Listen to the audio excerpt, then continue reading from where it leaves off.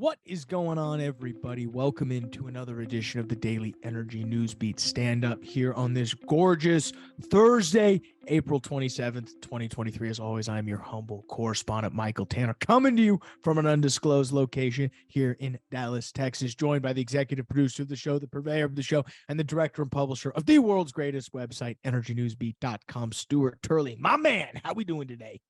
Yeah, it's a beautiful day in the neighborhood. Still in an undisclosed location here in Abilene, Texas. A much better background, though. I think the planes are a lot better than the medieval artwork or whatever was in the old one.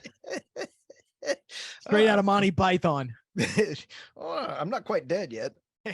Not quite. And we need you around, and you have been throwing us, you've been keeping us powered. I've steadied the ship for the last 2 days, Stu, but we've had a lot of great stuff that we need to cover. And you've got a great menu lined up for us today. First off, California's ailing power grid stymies the electric shift. This story is really going to dive into what is going on in California, the California energy system, as they are enacting all of these different laws to move from, gas combustions to EVs, clean up the power grid, all that such. Stu's going to break down. This is a great article covering all of that.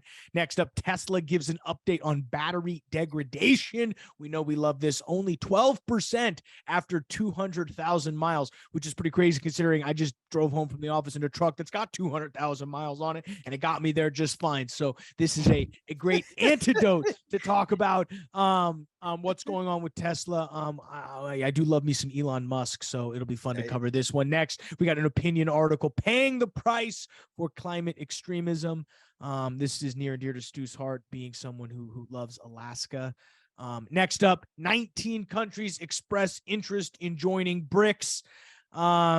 As Stu's shaking his head right now, it's getting out of control out there, guys. So, buckle up. Stu will break down which countries are expressing interest and what that means for the geopolitical scene. He'll toss it over to me. I'll quickly cover what happened in the overall markets. S&P fairly flat. Oil just fell off a cliff today. We're currently trading 74.37.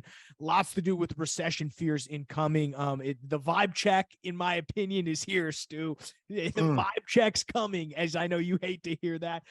Natural gas did spike a little bit. We're $2.30 woo on that, but I'll cover all that and a bag of chips in the finance segment, guys. But again, always check us out online, www.energynewsbeat.com, the best place for all your oil and gas news and energy. I know you got to slip that in there for Stu. Hit the link description. We got all the links. The team does a great job of curating and making sure all the links to the articles are there so you can follow along as we listen. We appreciate the team's hard work there. Dashboard.energynewsbeat.com, the best place for all your data and news combo. Get it while you still can. You never know when a subscription might show up and you might be like, whoa, where'd the dashboard go? Well, pay me $200 a month and maybe I'll give it to you. So stand by there. We'll keep you updated on that. But again, everything courtesy www.energynewsbeat.com. I'm out of breath though, Stu. Where do you want to begin today's show? Well, we want to give a shout out there to Elon because he gave us the idea for the $8 a month. If you want to take a look at that, never mind. Okay, moving right around the corner here. California's ailing power grid stymies the electrical shift. You can't buy this kind of entertainment from California. And I almost hope that Governor Newsom runs just because you can't buy that kind of entertainment from the state. Now, Cal Matters reported, California officials insist that the grid can provide enough electricity, this is quote, to handle millions of new electric vehicles that's based on multiple assumptions, including building a solar and wind at almost 5 times in the past decade. That might not be realistic. Yeah, well, so what is that? They got to build solar and wind at 5 times the pace in the past decade. Yeah, you're perfect. Yeah, no, that's a great assumption. Perfect. Now that one just, I got really, really tickled at that. Let's come down in here to one of the next paragraphs. The California Independent System Operator, the regional organization that manages the electricity grid, this month released a draft report calling for an additional 22 transmission projects driven by the state's energy policy goals. Their grid is being held on with less than a Band-Aid. In fact, do you remember playing in a sandbox, Michael? And that Band-Aid that you got on your arm and it fell off and then you tried to put it back on? Nah, that won't even work here.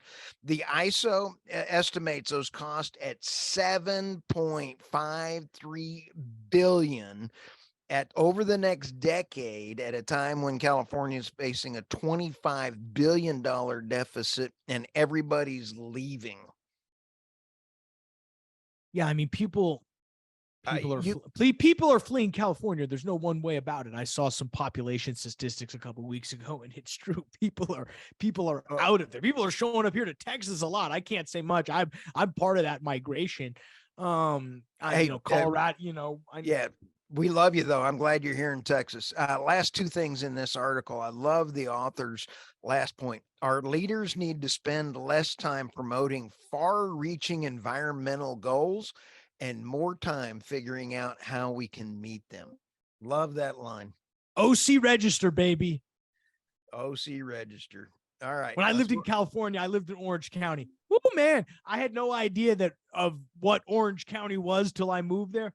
Oh man, it's a wild place. Huntington Beach, where we lived, is a wild place. How fun. I remember when they first started doing those COVID protests. I had since moved back to Colorado, and I remember watching the news, and it was like, man, like that looks really familiar. And I was like, I used to live right. That's the Strip. Oh yeah, it's nice. Just it's its own little world down there in Southern California. Yes, it is. I always liked Haight-Ashbury down there. Let's go to Tesla. Tesla gives update on battery degradation, only 12% after 200,000 miles. Michael, this is really bringing up a resale on the cars, because it takes about $20,000 after a car needs a whole new battery uplift after this. So if you're only going to get 12% of your capacity at 200,000 miles, then you're going to have to drop in $20,000-$30,000 just to get the car. For 20 or 30,000, you can get a really nice car from an internal combustion engine. Yeah, I was confused. At first, I thought this report said that their batteries are only 12% useful after 200,000. What this is saying is that if it starts at 100% or whatever percent it starts at, it'll be somewhere around 87. I mean, that's not horrible. I think that's not horrible, but the real question is, okay, what happens for trucks? What happens for larger vehicles? Like, yes, okay, cool. You built a little go-kart. That's great. I would own a Tesla. I think they're sweet, actually. I would love a Tesla, but it'd have to be my second car, because you know how many miles. I mean, absolutely. You know how many miles I drive. It would be absolutely pathetic. I think the thing is the range. I don't think it's necessarily the miles where I think the issue where Tesla and all of these EV makers are going to have issues is, how do you get range? How do you replace? Are you going to be able to replace the 500, 600, 700 mile trips that people like you who have, larger vehicles mount up and go for, One of the things I really, really like is the plug-in hybrids. I mean, throw me some, gasoline engine in there and let me keep on going down the road. I'm in. And that's where I'm a little sad that we didn't go the world of hybrids. I mean, hybrids could have achieved so much. I mean, I agree. The fact that it's all or one, and that's there's no, and right. I'm not in the car business. I mean, maybe there's a reason the hybrids are harder to make. I don't know. All I'm saying is, from a high level standpoint, if we could have moved policy into more of the let's promote hybrid technology versus what they're doing in California, the entire transport, what is it? 65% of new cars by 2020 right. or 2032 have to be EVs. I mean, that's ridiculous. So, okay. This one was pathetic, Michael. Let's see here. Twitter. This was at Granholm. Our beloved Granholm just was in testifying today in front of the Congress. And she says she thinks that by 2030, the U.S. military needs to be in electric vehicles. She said that today. Yeah, There absolutely. is no way that you could be in electric vehicles in the military. Excuse me, while I go charge up when a tank, you got tanks a lot, lady. You're going to kill our people. And yesterday she's approving she's requesting that the Mountain Valley pipeline be approved. You remember we didn't cover this yesterday because you were on sabbatical, which is fine. But Secretary Granholm yesterday wrote a letter urging the Federal Energy Regulatory Commission to approve the Mountain Valley pipeline. So this is a classic case of talking out of both sides of your mouth. One, approve the gas pipeline, which theoretically is going to cause more emissions in her world, but then also try to push EVs. Well, I'd like to have my cake and eat it too, but I just end up with love handles. I got nothing there, dude. What's next? Okay, let's go to the next one here. Opinion: paying the price for climate extremism. If you're Alaskan, and you know me, you mentioned that I love me Alaska, particularly one who belongs in a vulnerable population, you should be alarmed at Kay Brown's recent piece in this paper. Her desire to slam the door on the Alaska energy projects that offer great hope for our state.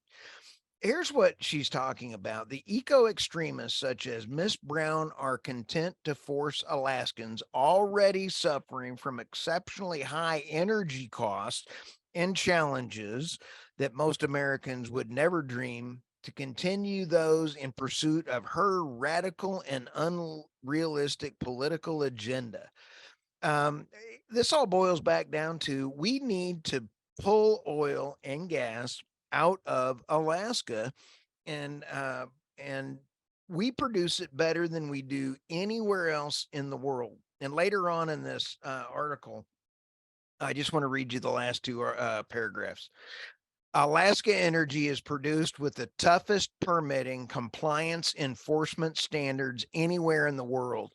Willow and Alaska LNG will do more to strengthen and rebuild the Alaskan economy for generations, offering Alaskan families career-length economic security and self-sufficiency. Rather than lecturing President Joe Biden about authorizing Alaska's energy projects, if Ms. Brown honestly and truly cares about Alaska and our climate, she would be cheering him on and advocating for more. No one does it better than we do in Alaska. Hats off to her for that. Boy, I mean, they do it right. My granddad was one of the key discovery of the North Slope. Sorry, I gotta keep bragging on him. Yeah, I was going to say, I don't think we've ever heard that story before. Oh, yeah. Well, too bad. I'm happy. Oh, I love it. I absolutely love it. Here's one thing. Contrary to, I think, what people might not know, doesn't oil and gas production in Alaska give everybody, if you're Alaska resident, you get free college and you also get UBI basis. Don't you get a check every month? Every year. Every year. It's an annual payment, but it makes a huge difference. And I did a lot of work on the Alaska pipeline back in the day, and the Alaska pipeline, I mean, that thing is an amazing piece of engineering, and it is not harmed the environment. Anyway, they've even got the reindeer where they can go under the pipeline and they get warm in the winter during they'll actually love the pipeline. Absolutely. I heard Rudolph talking about it the other day. All right, let's go to the next one here. 19 countries express interest in joining BRICS group. Okay, BRICS. It is Brazil, Russia, India, China, and South Africa are meeting in Cape Town on June 2nd and 3rd to discuss its enlargement. This is absolutely crazy on how many have another been asking in here. 13 13 countries have formally asked to join, and another 6 have asked informally, and we're getting applications to join every day. What this means to folks is, if anybody's listening to us for a little while, BRICS is absolutely going to be a whole new monetary system where it is going away from SWIFT.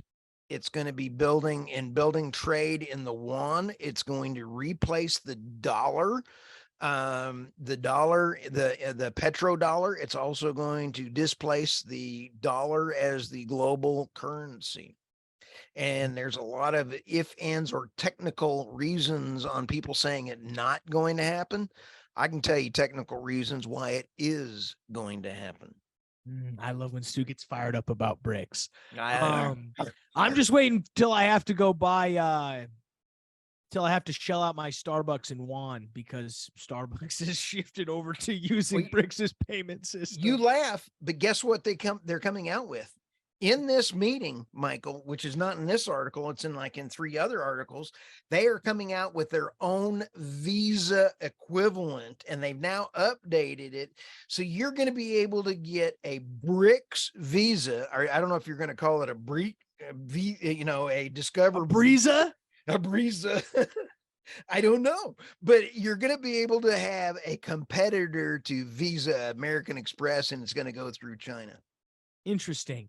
Well, I think, as you know, Energy Newsbeat is a part of those 19 countries expressing interest in BRICS. Our application is out there. So yes, we will be offering our own credit card. Yes, we'll be tokenizing the website and be selling NFTs. So it'll be fun. It'll be fun. Nice. All right. Instead of merch, we'll have digital coin. Okay. Yes. Yeah. No merch. No merch.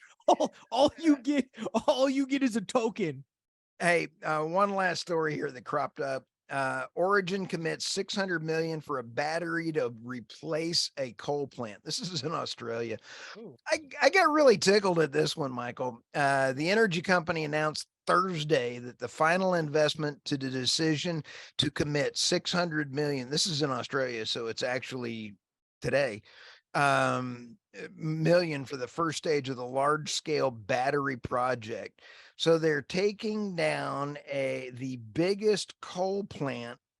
Developing the earring battery is a key step as we look for transforming the Era site for the future. Michael, here's something that I'm going to ask. They're going to sit here and they're going to go, we're going to spend all this money to replace a coal plant. The budget does not include any wind, any solar, or anything else to generate electricity. Oh, so they're putting this battery out there and that's going to replace the coal plant. Oh, you can't buy this kind of entertainment, Michael. No, you can't. I'm stocking up on coal for Christmas. Oh, absolutely. I'm going to start throwing mud on people's cars. I want coal for Christmas. Thank you, Michael. It's off to you, bud. Yeah, I mean, I was trying to just not get to the point where we have to talk about what happened in oil and gas, because I mean, from a market perspective, S&P was down about 0.3 of a percentage point. NASDAQ actually rose about 0.6 of a percentage point. We saw Google and Microsoft, big tech, rolling out earnings over the last couple days. Google seems to have done some interesting things shifting around, but Microsoft dropping some fairly strong earnings. So that's really what's holding that NASDAQ index up.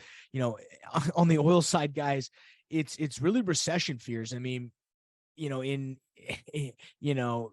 why things are dropping. I mean, this is what gets not confusing, but this is what tells you that there's things other than supply and demand affecting the markets.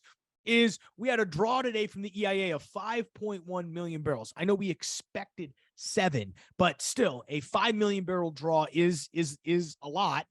And again, we saw distillates drop. We saw everything. I think this Jim Ritterbush guy sims it up best. The complex appears more focused on a recession that may well be underway rather than some current EIA statistics that have generally been tilting bullish. That,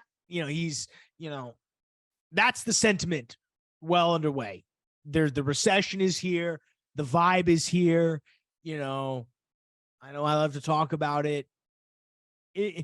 I think it's coming.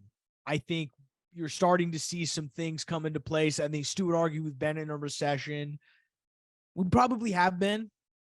It just doesn't feel like one. So what does that mean? That's got to count for something. It's not nothing that you know what I mean?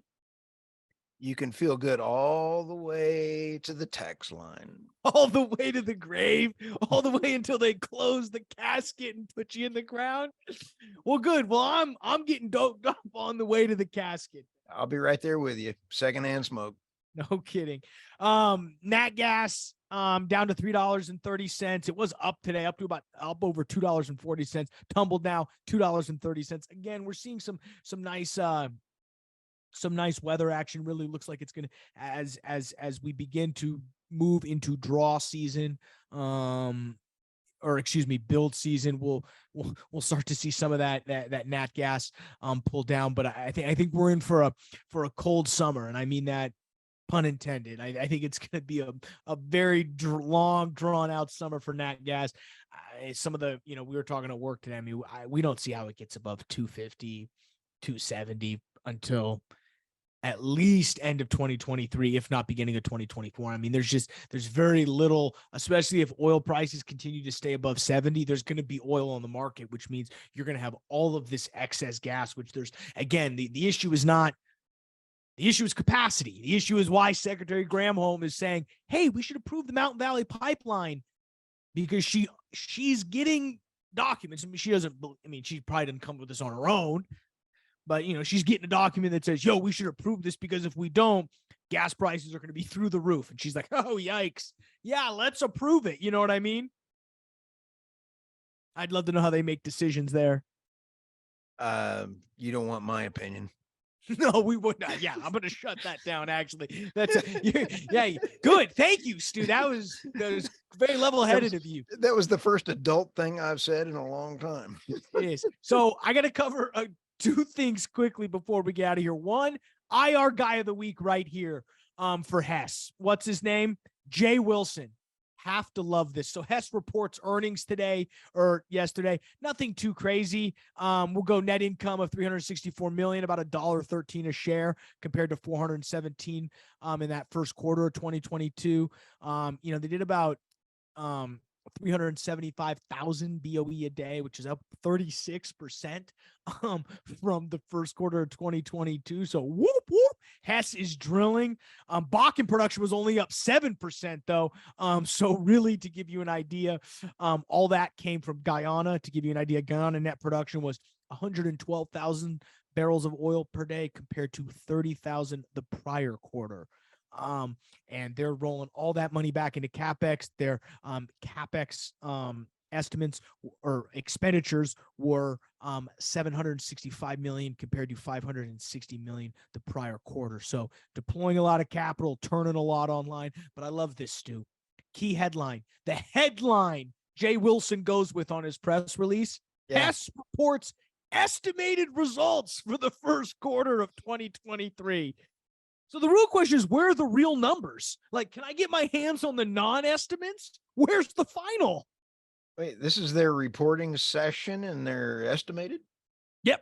They're just estimates. We don't know. We'll find out at some point. It's literally their, I mean, yeah, this is their press. This is their press release. Yo, we're done. We've released our earnings. That's funny. I don't care who you are. Jay Wilson, good for you, man. IR guy of the week. Just email me the real ones when you can, please. I'd like to take a look at the finals, as my boss would say. Let me look at the finals. The finals. I don't need whatever.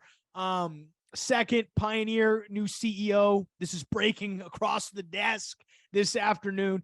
CEO Scott Sheffield, kind of the founder and CEO of Pioneer. I mean, maybe not the founder. I mean, he was the CEO of Parker and Parsley. which was a merger. I forget who they merged with to make in 1999 to make Pioneer, but he took over that entity and is really the longest serving COO or CEO going back to the late 80s is when I think he took over as CEO of Parker and Parsley. And is,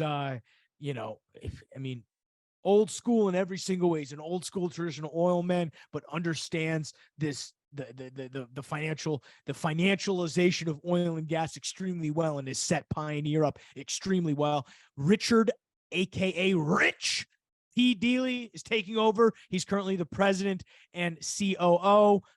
Formerly, he was also the CFO for a hot minute. Again, I don't know anything about this guy other than the fact that this dude has been with Pioneer for like 35 years, so he knows this business inside and out. It'd be very interesting to see if they considered outside candidates. Probably not. This was probably buttoned up and just papered up pretty quick. Sheffield, I wonder if they're trying to sell. I wonder now. They announced a new CEO. How long is he the CEO? Because it's gonna be effective January 1, 2024. So the real question is this: does he ever? The real question I have to you, Stu, is this: does he spend how many days does Richard Dealey spend as CEO of Pioneer? 6 months, and he's being brought in to sell it. Oh, I like it. I like it. I like it, Stu. Let's go on record. Cool. So I'm gonna go Price is Right. 5 months, 9 days. No, I'm just kidding. I'll go 3 months. I'm with you. I think it could even be 0. It could be -20. It could be in the fall. This thing says if oil goes to 120, Exxon's wiping them off the table. Chevron's gonna just nope, we'll take you 100 billion. Let's go. Yep. He's a hitman being brought in to sell it. We'll be bidding on it. Hopefully we can get financing, but we can raise the money. We'll write an IOU. Just Scott, we'll write you an IOU. IOU 100 billion. You give me Pioneer.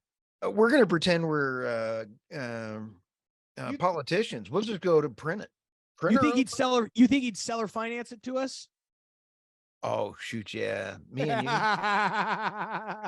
I'll get him on the podcast. That's never gone wrong before. Oh no. Seller financing something? No. Only upside with that. You got anything else today, Stu? No, let's just quit abusing them. Let's enjoy our folks. All right, guys. Well, we appreciate you sticking with us. We'll let you get out of here. We're off tomorrow. You get the weekly recap of mainly me, but we'll get a little bit of these segments in here. So we'll really see you guys on Monday. Stay strong and have a good weekend.